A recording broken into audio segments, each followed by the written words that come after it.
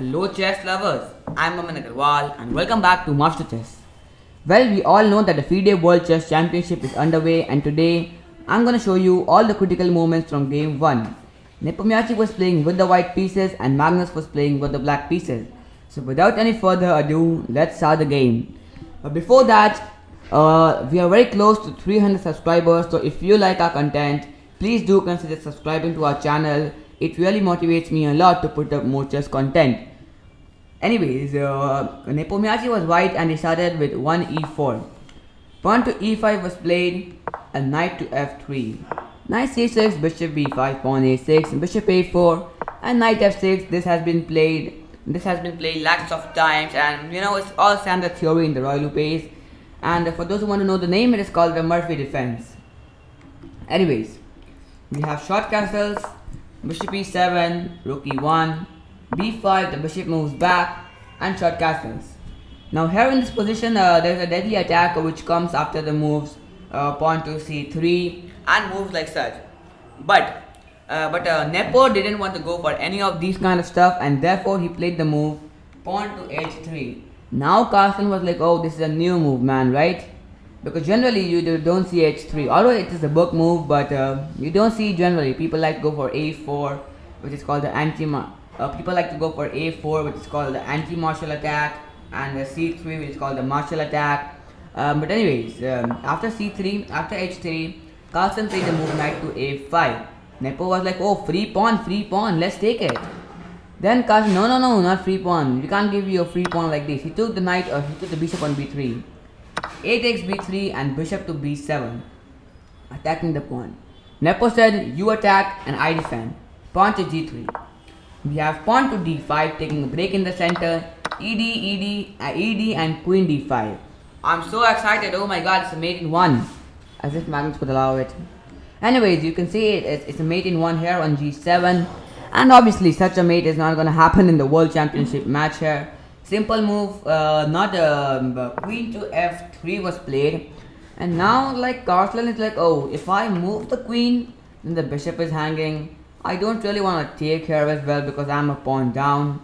Therefore he played the move bishop to d6. Now here I would like you guys to pause the video and find the best move continuation for white. Well, if you, so once you're back with the solution, first of all, let me tell you what is the idea or what is black's threat in the position. Let's say you play a move like pawn, knight to c3, okay? What the threat is that white can simply take the knight on e5, sacrificing the queen. Well, it's just a temporary sacrifice. Your queen is being attacked and your rook is being attacked. So let's say you take this bishop. Then it's simply a checkmate in one with queen e1. The only best move you have is to take this queen on e5, which simply loses to bishop captures on f3. Considering all this in mind, Nepo played the excellent move, or rather the brilliant move as said by the computer, king to f1. There you go. If I on the analysis here by the computer, it is saying that king to f1 is a brilliant move. As it is, Carlsen said, okay, you are playing a good move, yeah? But now he moved his rook to b8.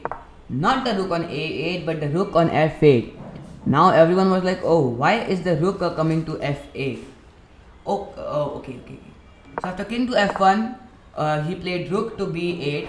And now the idea is, everyone thought that, this is violating a rule in chess. Like, generally you bring this rook, because if this rook comes to b8, where will the rook on a8 go? But the problem is, if you play a move like rook to b8, the thing is this pawn is undefended after the bishop moves and the square on d2 is weak. Therefore, white can simply play queen captures on d5.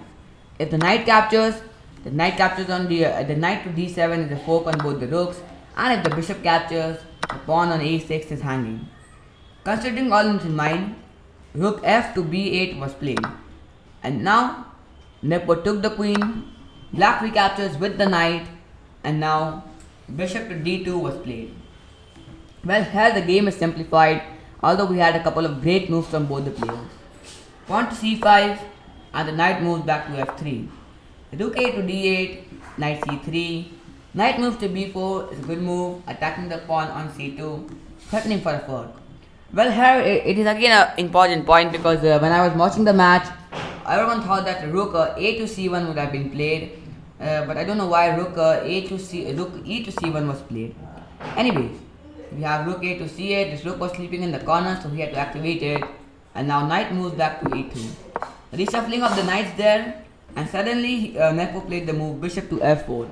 After which, it was almost simplified into a drawn endgame because, all the pieces are exchanged. In the game, we saw bishop f3, pawn f3, bishop f4, and knight to f4 was played. You see, although Nepomniachtchi is a pawn up, he has nothing much to do. He's gonna soon lose a pawn in the queen side because of the minority attack. And as we see, let me take you through the game pretty quick.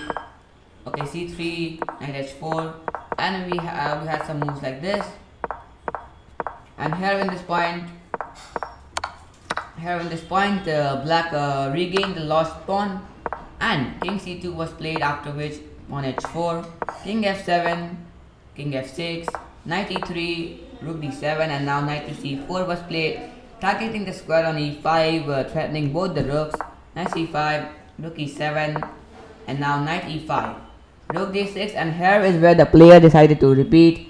Rook c6, knight e5, rook d6, knight c4, and this is how the players repeated, and the game ended in a draw.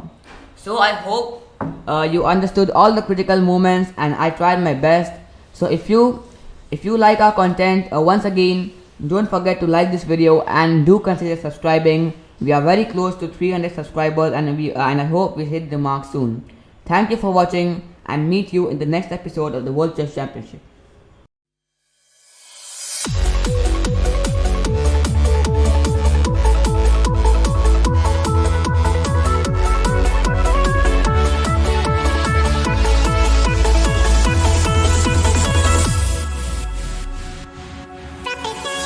be right back.